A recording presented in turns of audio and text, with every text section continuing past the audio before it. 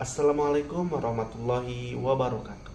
Salam Om Swastiastu, Nama Budaya, salam kebajikan, salam sejahtera bagi kita semua. Yang terhormat Ibu Dr. Haji Wiwin Winarni, MMPD, selaku dosen mata kuliah Pendidikan Kewarganegaraan, dan teman-temanku sekalian yang saya banggakan. Semoga kita semua dalam keadaan sehat walafiat. Amin ya rabbal alamin. Sebelumnya perkenalkan, nama saya Taufik Akbar Hidayat dengan NIM 2024008028. Saya dari kelas MN 24C. Di sini saya ditugaskan untuk membuat presentasi.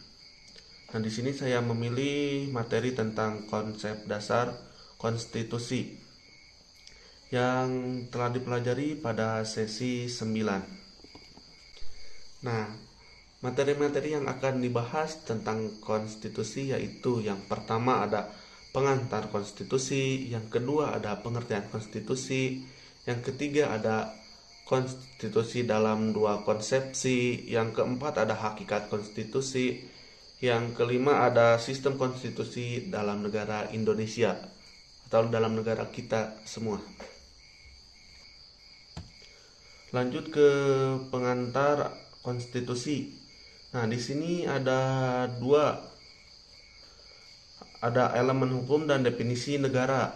Elemen hukum ada 3. Yang pertama ada kelembagaan, yang kedua ada aturan kaedah, yang ketiga ada perilaku subjek hukum. Nah, yang pertama itu kelembagaan. Apa sih itu kelembagaan? Nah, kelembagaan ini merujuk pada struktur dan organisasi yang membentuk sistem hukum. Nah, ada juga yang kedua aturan kaedah. Nah, ini mengacu pada aturan dan prosedur yang mengatur bagaimana hukum diterapkan dan ditafsirkan. Dan yang terakhir ada perilaku subjek hukum. Nah, ini mengacu pada tindakan dan perilaku individu dan entis yang diatur oleh hukum. Lanjut ke definisi negara. Negara adalah organisasi kekuasaan yang memiliki unsur konstitutif seperti rakyat, wilayah, penguasa berdaulat, serta unsur deklaratif seperti pengakuan dari negara lain. Nah, kita lanjut ke pengertian konstitusi. Konstitusi berasal dari kata Prancis yang artinya konstitur, yang berarti membentuk. Dalam konteks hukum, konstitusi adalah kerangka dasar yang mengatur pendistribusian kekuasaan, hak dan kewajiban, serta prinsip-prinsip dasar dan kehidupan bernegara. Nah, itulah pengertian konstitusi. Nah, ada juga pengertian konstitusi dalam dua konsepsi.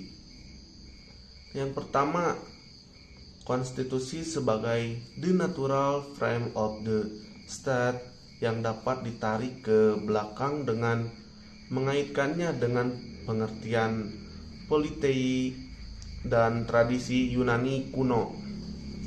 Ada juga yang kedua, konstitusi dalam arti jus publicum regni, yaitu the public law of the realm.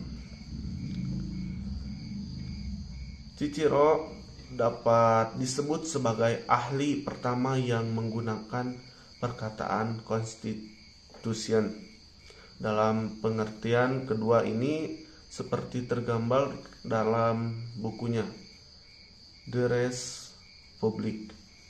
Di lingkungan kerajaan Romawi atau Roman Empire, perkataan constitutio ini dalam bentuk Latinnya juga dipakai sebagai istilah teknis yang menyebut the act of legislation by the emperor. Lanjut ke hakikat konstitusi. Konstitusi merupakan landasan yang menentukan jaminan hak asasi manusia, struktur ketenaganegaraan, dan pembagian kekuasaan.